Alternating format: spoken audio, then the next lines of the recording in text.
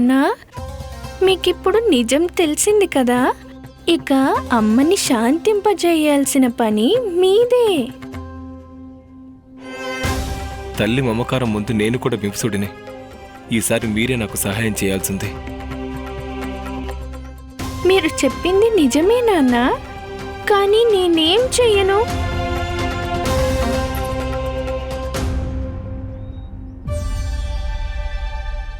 మీరందరూ ఏం చూస్తున్నారు? ఇక్కడ ఎలాంటి వేడుక జరగడం లేదు. ఈ తల్లికి తన కన్నయ్యను జాగ్రత్తగా చూసుకోవడమే రాదు. కన్నయ్యకు తల్లిగా యోగ్యతే లేదు నాకు. జరగండి. అమ్మా, అమ్మా, అమ్మా.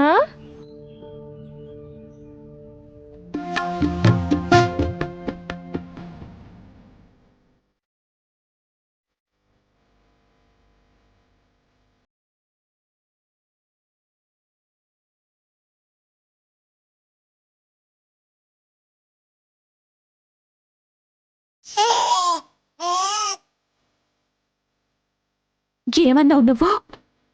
మళ్ళీ అను. అమ్మా,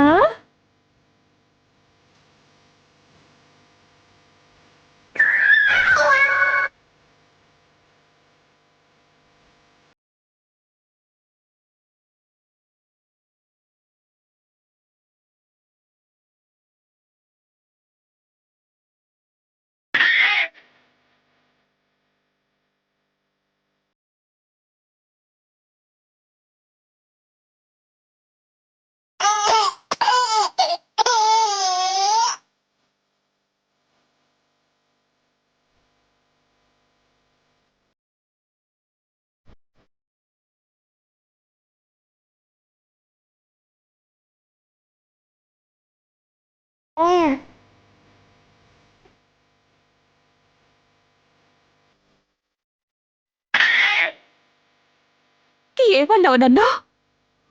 విన్నారుగా మీరందరూ? వీడు నన్ను మొదటిసారిగా అమ్మ అని పిలిచాడు. సులక్షణ, జానకి విన్నారు కదా మీరు? నందుల వారు మీరు విన్నారు కదా? వీడు నన్ను మొదటిసారిగా అమ్మ అని పిలిచాడు. విన్నాను యశోద. ఇవాళ నువ్వు కూడా విను. ఇవాళ తర్వాత ఇవన్నీ నువ్వు కూడా మాట్లాడకూడదు. అందుకు నువ్వు కన్నయ్యకు తల్లిగా యోగ్యురాలివి కదా.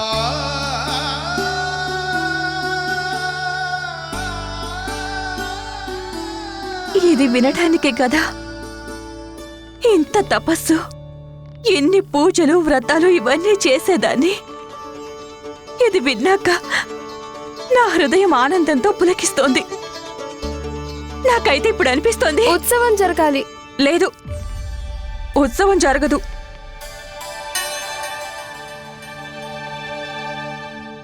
ఇవాళ నా కన్నయ్య నన్ను మొదటిసారిగా అమ్మ అని పిలిచాడు. దాని అర్థం ఇదే కదా, వీడి తల్లిగా నా కర్తవ్యాన్ని ఇంకా బాగా నిర్వర్తించాలి. ఇవాళ జరిగిన వినాశనానికి ఏదో పెద్ద కారణమే ఉండుండాలి. అదేమిటో వాళ్ళెవరో అవన్నీ నాకు తెలీదు. కానీ ఇది మాత్రం ఖచ్చితంగా తెలుసు, నా కన్నయ్య ఆపదలో ఉన్నాడు. అందుకే నేను ఒక నిర్ణయం తీసుకున్నాను.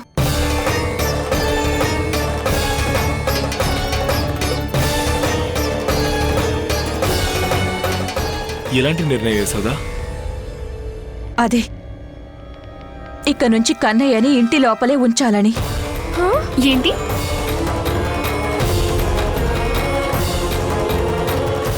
యశోదా, కన్నయ్య క్షేమం కోసం ఇవన్నీ చేయాల్సిన అవసరం లేదు. అవసరం ఉంది నందుల వారు. ఇదే భయం ఉండేది నాకు. మీరు భయపడిపోయి ఆందోళనతో ఇలాంటి నిర్ణయం తీసుకుంటారని. యశోదా, కన్నయ్య బయటకు వెళ్ళకపోతే లోకం గురించి ఎలా తెలుసుకుంటాడు? ఎలా తెలుస్తుంది తనకు?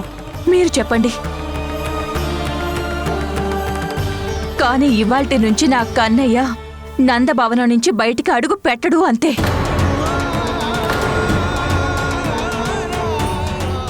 ఇంత కఠిన నిర్ణయం తీసుకోవద్దు అమ్మా.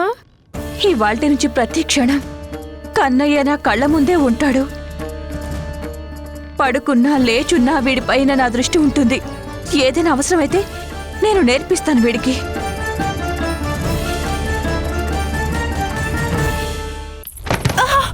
ప్రాప్తి ప్రాప్తి ఇదేనా నీకు నేర్పించింది? చెప్పానా లేదా నీకు? ఆయనపై నియంత్రణ ఉంచుకోమని, జాగ్రత్తగా చూసుకోమని. భయం అన్నది ఆయనపై చాలా ప్రభావం చూపుతుంది. తన పరాజయం ఆయన మనస్సులో ఉండిపోతుంది. పరిస్థితి కనుక ఆయన పక్షంలో, ఒకవేళ ఆయన పక్షాన ఉంటే కనుక ఆయన కంటే పెద్ద సింహం ఆ వనంలో ఇంకెవరు ఉండరు. కానీ విఫలాన్ని నిర్ణయించుకోలేకపోతే కనుక నిర్ణయాలు కూడా నక్కలుగా మారడానికి ఎక్కువ సమయం పట్టదు. ఆయన పరిస్థితి చూడు. ఈ రోజు కోసమేనా నేను నీకన్నీ నేర్పించింది? ఏం చెయ్యాలి, ఎలాంటి సలహాలు ఇవ్వాలి, ఎలాంటి సంప్రదింపులు జరపాలి అన్నీ చెప్పాను కదా నీకు. కానీ నువ్వు విఫలమయ్యావు. చూడు ఆయన్ని ఎలా ఉన్నారో. పరాజయం పొందిన వాడిలా ఆయన ధైర్యాన్ని కోల్పోయి తోడ వంచుకొని క్రింద కూర్చున్నారు ఆయన. తెలుసు నాకు రెండో భార్యనవుతానని. ఆయన కూడా నేను వివాహం చేసుకున్నాను. ఎందుకో తెలుసా?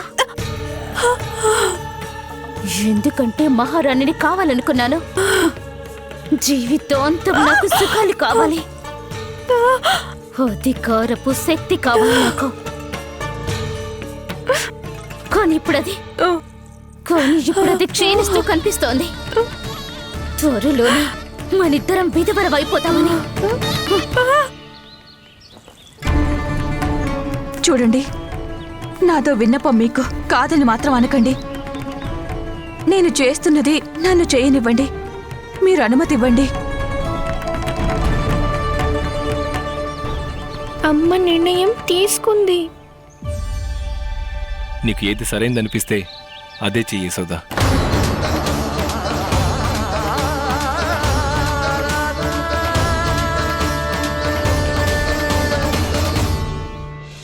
మహారాజుల కౌన్సిల్ మరణం తర్వాత ఆయన సహోద్యోగులు, మంత్రి, సేనాపతులు మనిద్దరితో ఏం చేస్తారు? చీల్చి చెండాడేస్తారు వాళ్ళు మనిద్దరిని. ఇవన్నీ కూడా నీ కారణంగానే జరుగుతాయస్తే. నన్ను క్షమించు ప్రాప్తి. క్షేమకుండా సిగ్గుపడి తిరిగి వాళ్ళు చేస్తారు అస్తే. నాకు కావాల్సింది సాహస శస్త్రాలు, ఇక కుటిలత్వపు అస్త్రాలు. నీకు తెలుసా నేను మహారాజు గారిని ఎందుకు చూసుకోను? ఎందుకంటే నాకు భయం వేస్తుంది. మహారాజుని చూసి కాదు, నా క్రోధాన్ని చూసి. ఎందుకంటే విషయం హద్దు దాటితే కత్తులు బుర్రల నుంచి బయటికి వచ్చేస్తాయి. అప్పుడు మహారాజు గారి మరణం లేదా నాది. నన్ను క్షమించు ప్రాప్తి. నన్నేం చేయమంటావో చెప్పు. నువ్వు కేవలం మౌనంగా ఉండి చాలు. మౌనంగా. ఇప్పుడు చెప్పడం కాదు, చేయాల్సిందే. మహారాజు గారి ఆత్మవిశ్వాసాన్ని మళ్ళీ ఆయనకు కలిగేలా చేయాలి. అతనికి విశ్వాసాన్ని మళ్ళీ కల్పించాలి. ఆయన మధుర నరేంద్రుడు కంసుడని ఆయనకు గుర్తు చేయాలి. గుర్తు చేయాలి.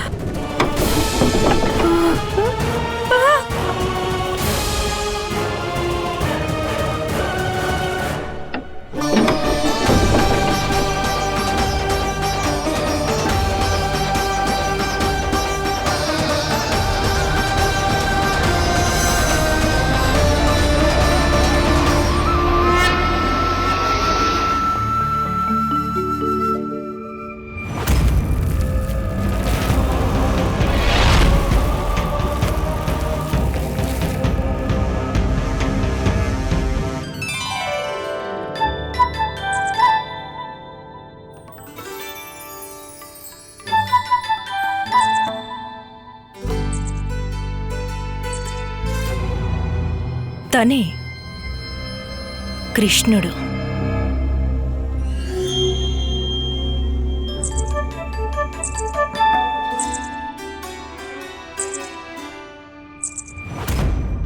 ఎన్ని సంవత్సరాలు గడిచిపోయాయి నీకోసం ఎదురు చూస్తూ.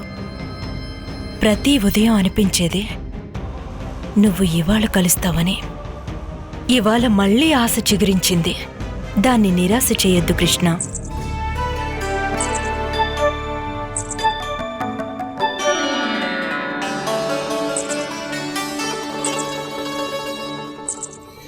కొన్ని సంవత్సరాలుగా నీకోసం పథకంతో సిద్ధంగా ఉన్నాను నేను. ఇవాళ అది తప్పకుండా పూర్తి చేస్తాను. నా ఎన్నో సంవత్సరాల ఎదురుచూపులు అంతం చేసేస్తానివాళ. రా కృష్ణ, ఈ చేతులు నిన్ను చేరుకోవాలని ఎంతో కాలంగా ఎదురు చూస్తున్నాయి. బయటికి రా.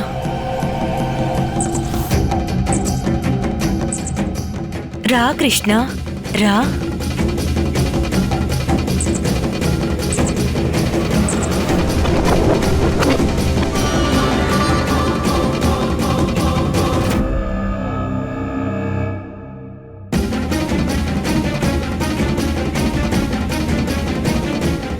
ఇవాళ కూడా నిరాశపరిచావు. ఎప్పటికొస్తుందా రోజు? నేను నీ దగ్గరికి చేరుకోగలిగే రోజు ఎప్పుడు?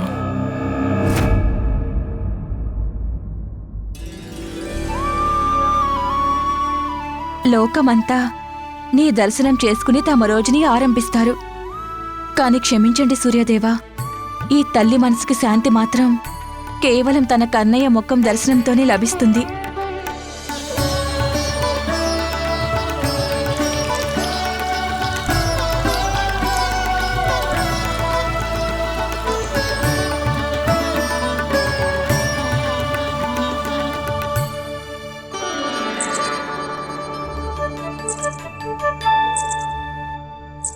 అమ్మా తులసమ్మ, ఈ తల్లి సందిగ్ధం నీకు తప్పకుండా అర్థమవుతుంది. మీకు తెలుసు కదా, రోజులాగే ఇవాళ్ళు కూడా బయటకు వెళ్లాలని పట్టుబడతాడు. అవును, దానికోసం ఏదో ఒక విధంగా నన్ను ఒప్పించడానికి ప్రయత్నం చేస్తాడు.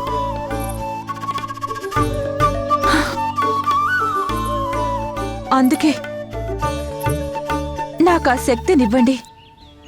వాడి మనోహరమైన మాటలో పడిపోకుండా ఉండాలి. ఇవాళ కూడా మళ్ళీ వద్దని చెప్పాలి.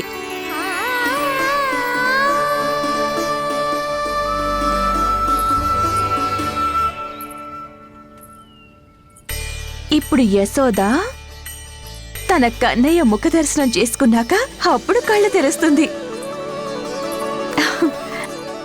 తెల్లవారింది కన్నయ్య, దుప్పట్లోంచి బయటికి రా. నీ ముద్దుల నవ్వుల ముఖాన్ని నాకు చూపించు.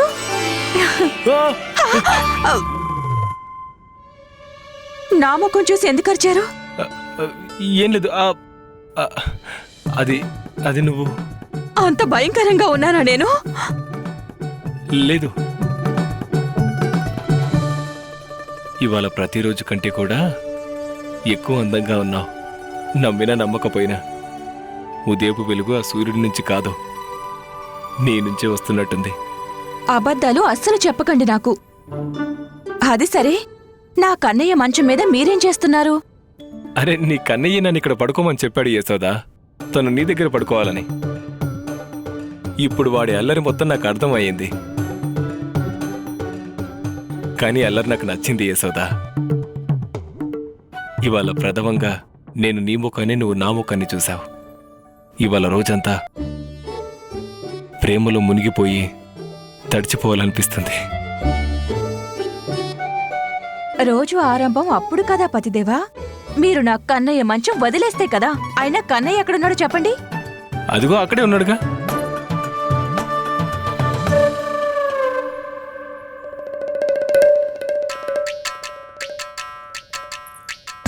ఎక్కడున్నాడు?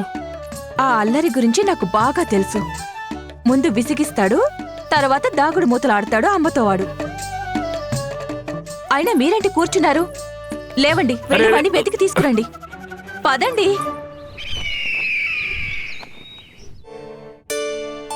నువ్వు సవాలు చేసినప్పటి నుంచి కూడా గడిచిన 4 సంవత్సరాల్లో కంసుడు రాజ్యంలో తన అత్యాచారాలను పెంచేశాడని విన్నాను. దేవకి, ఇది విన్నాక నీకు కాస్త కూడా బాధ అనిపించడం లేదా? నా బాధలన్నిటినీ స్వామి శ్రీమన్నారాయణుని చరణాల దగ్గర పెట్టేశాను స్వామి. నాకేమీ తెలియదు. గత 4 సంవత్సరాలలో మధురలో ఏం జరిగిందో, కంసుడు ఇంతకాలం ఏం చేస్తున్నాడు, నాకు తెలిసిందల్లా ఇది మాత్రమే. మన పసివాడైన కుమారుడు ఇక పసివాడు కాదు, 4 ఏళ్ల బాలుడైపోయాడు. నాకు తెలిసిందల్లా ఇది మాత్రమే. మన పసివాడైన కుమారుడు ఇక పసివాడు కాదు, 4 ఏళ్ల బాలుడైపోయాడు. 4 ఏళ్ళొచ్చాయి కాని ప్రతిరోజు అమ్మతో ఇలాంటి ఆటలే ఆడుతూ ఉంటాడు మీ కన్నయ్య. నాకన్నయ్య మరి కాకపోతే ఏంటి?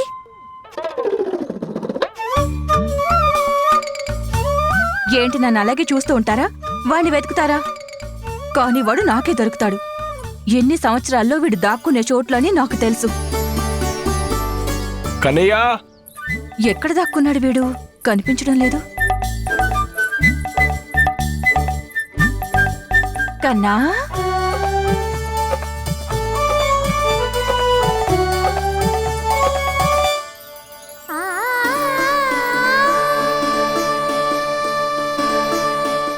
పొద్దున్నే అమ్మ పాదాల కింద పూలు వేయడంలో ఉండే ఆనందమే వేరసలు.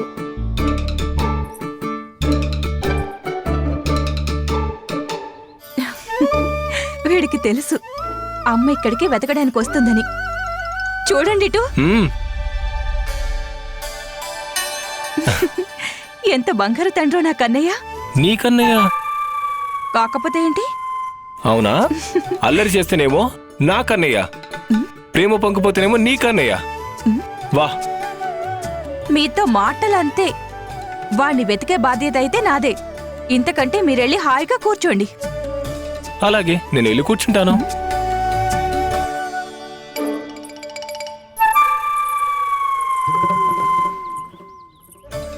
మీరు నిజంగానే కూర్చున్నారేంటి?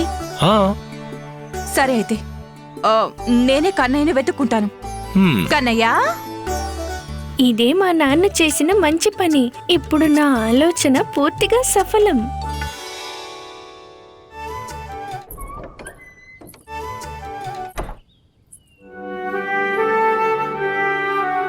వీడు బయటికి వెళ్ళాడా? లేదు లేదు, ఇంతవరకు తను బయటకు అడుగు కూడా వేయలేదు. ఎక్కడున్నాడు వాడు? ఇప్పుడెలా వెళ్తాడు? కానీ ఎక్కడున్నాడు వాడు? అదేంటి? ఇది అంగవస్త్రం మన కుమారుడి కోసం.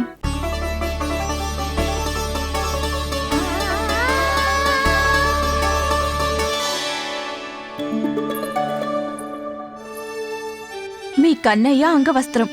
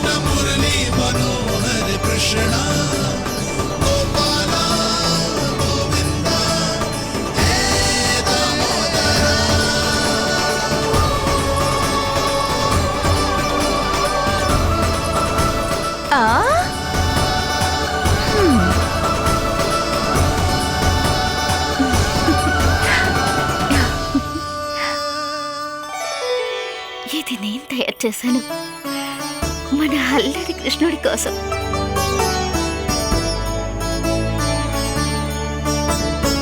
కానీ ఇది తనకు సరిగ్గా సరిపోతుందా? తను ఎలా ఉంటాడు, ఎంత పొడుగో ఇది నీకెలా తెలుసు? నాకు తెలుసు స్వామి. నా మస్తిష్కం తన ముఖార విందం అంకితమైపోయింది. నా హృదయంలో తను పెద్దవాడైపోవడం నేను చూశాను.